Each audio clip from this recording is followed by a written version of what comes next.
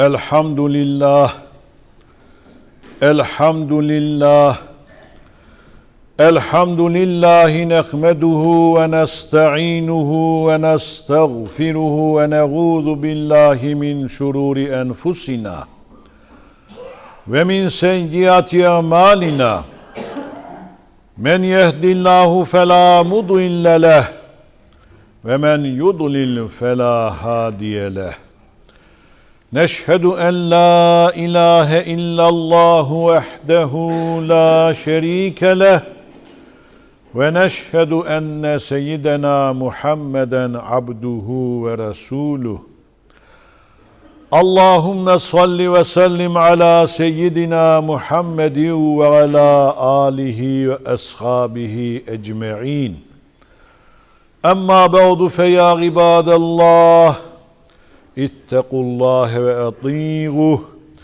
إن الله مع الذين اتقوا والذين هم محسنون قال الله تعالى في كتابه الكريم أعوذ بالله من الشيطان الرجيم بسم الله الرحمن الرحيم الله لا إله إلا هو وعلى الله فيتوكل المؤمنون صدق الله العظيم وقال رسول الله صلى الله عليه وسلم من توكل على الله فهو حسبه صدق رسول الله فيما قال أو كما قال ძვირფასო მორწმუნეებო დღევანდელი ხუთბის თემა ერთ-ერთი ყველაზე მნიშვნელოვანი საყრდენი მორწმუნის ცხოვრებაში თევექული, ანუ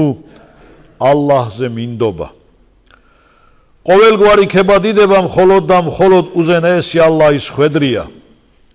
იგია გამჩენი, გაჩენილთა მასაზრდოებელი, ყოვლის შემძლე და ყველაფრის მცოდნე. სწორედ მან მოგმადლა სიცოცხლე, რწმენა და შესაძლებლობა, რომ დღეს კვლავ დავდგეთ მის წინაშე, თაყვანი ვცეთ და მადლიერება გამოვხატოთ ყველა იმ წყალობისთვის, რასაც ყოველ დღე გვიწყალობებს. უზენაესი ალლაჰის სრულიად სამყაროს გამჩენი, ერთადერთი და ძლევამოსილია. იგი ხედავს ჩვენს გულებს, იცის ჩვენი ფიქრები და ისმენს ჩვენს თხოვნებს. ყოველი სიკეთე, რაც გაგვაჩნია, მისი წყალობითაა. ყოველი განსაცდელი მის მიერ ჩვენი გამოცდა, რითიც რწმენას გვიღრმავებს და სულს გვისპეტაკებს. მორწმუნის გული არ უნდა ჩაიკარგოს მხოლოდ ამ ქვეყნიური, წარმავალი ცხოვრებით სასოთარკვეთილებაში, რადგან მისი სიმტკიცე მოდის არა მატერიალური წიაღიდან, არამედ რწმენით ცხოვრებით. ამიტომ მორწმუნეები ალლაჰს უნდა მიენდონ და მტკიცედ სწამდეთ მისი, უზენაესი ალლაჰი ბრძანებს. არ არის ღვთაება გარეშე მისი, ალლაჰისა, და ალლაჰს ასვევდნენ მორწმუნენი. ეს აიათი მოიცავს რწმენის მთელ არსს, ანუ მორწმუნე უნდა მიენდოს მხოლოდ ალლაჰს, ირწმუნოს მისი განგების, დაემორჩილოს მის ნებას და ენდოს მის სიბრძნეს, თუნდის გზები, რომლითაც გვატარებს, ჩვენთვის გაუგებარი იყოს. აქვე ისიც უნდა აღინიშნოს, რომ ალლაჰზე მინდობა არ არის უმოქმედობა, სიზარმაცე, არამედ ეს არის მოქმედება რწმენით, რაც ნიშნავს მე ვაკეთებ იმას, რაც შემიძლია, მაგრამ ვიცი, რომ საბოლოო შედეგი მხოლოდ ალლაჰის ხელშია.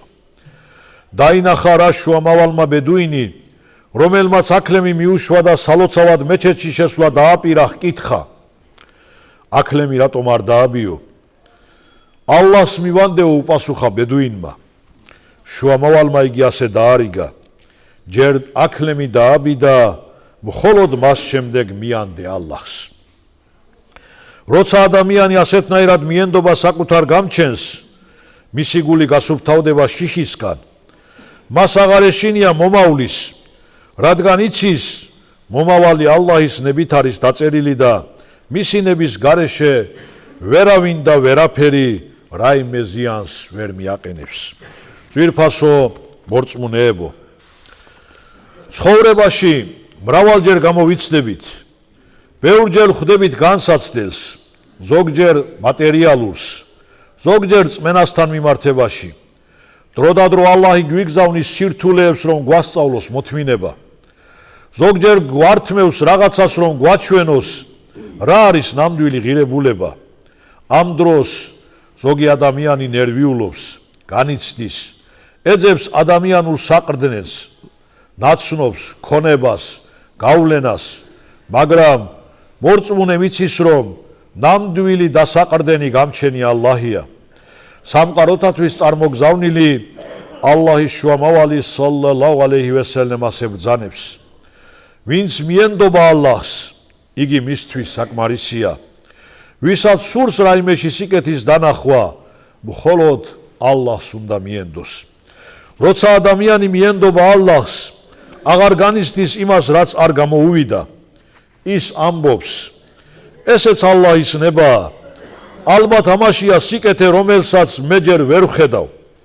ხშირად გგონია, რომ ჩვენი გეგმა უკეთესია, მაგრამ ალლაჰმა უწყის ის, რაც ჩვენ არ ვიცით. ყურანში ნაბრძანებია, იქნებ თქვენ გძულდეთ რამე, მაგრამ ის რამე კარგია თქვენთვის. და იქნებ თქვენ გიყვარდეთ რამე, მაგრამ ის ცუდია თქვენთვის. ჭეშმარიტად ამ ყველაფერს უწყის ალლაჰი, თქვენ კი არ იცით. ალლაჰზე მინდობა ნიშნავს, როცა ბნელი ღამე გვეჩვენება უსასრულოდ, შენ მაინც გჯერა, რომ განთიადი ახლოსაა. ძვირფასო მორწმუნეებო, ალლაჰზე მინდობა არის რწმენის უმაღლესი საფეხური. როცა ადამიანი იბრძვის, შრომობს, მაგრამ შინაგანად მშვიდადაა, რადგან იცის, რომ რაც უნდა მოხდეს, ყველაფერი ალლაჰის ნებით ხდება და ის არასდროს აყენებს საკუთარ მონამსახურს ისეთ განსაცდელში, რომელსაც ვერ გაუძლებს. ვინც გულით მიენდობა ალლაჰს, მას აღარ აშინებს არც სიძნელე, არც სიღარიბე და არც ადამიანთა აზრი. ამიტომ, როცა სირთულეს შევხვდებით, არ ვთქვათ, რატომ მე, ასე ვთქვათ, ჰასბუნალლაჰუ ვა ნი'მალ ვეკილ, ალლაჰი ჩემთვის საკმარისია. ვინც ამ სიტყვებს გულით წარმოთქვამს, სჯეროდეს, რომ ის უკვე ალლაჰის მფარველობის ქვეშაა. დავიმახსოვროთ, ვინც ალლაჰს მიენდობა, ის არასდროს დარჩება უყურადღებოდ, მას ალლაჰი არ მიატოვებს და ვინც მას დაემორჩილა, მისთვის ყველა გარი გაიღება, იქიდანაც კი, საიდანაც არ მოელის. ღმერთო ჩვენო, გაგვიმტკიცე ჩვენი რწმენა და გაგვიძლიერე გულებში თევექქული, მინდობა შენდამი.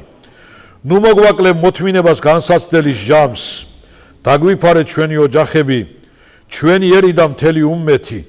გვასწავლე მხოლოდ შენზე მინდობა და გვამყოფე მათ შორის, ვისაც შენიცავ და მფარველობ. ხუთბა კი შემდეგი ხადისით მინდა დავასრულო. თუ თქვენ ნამდვილად ალლაჰზე მინდობითი ცხოვრებდით, ის დაგაპურებდათ ისე, როგორც ფრინველებს. ფრინველები დილას მშივრები გამოდიან და საღამოს დანაყრებულები ბრუნდებიან საკუთარ ბუდეებში.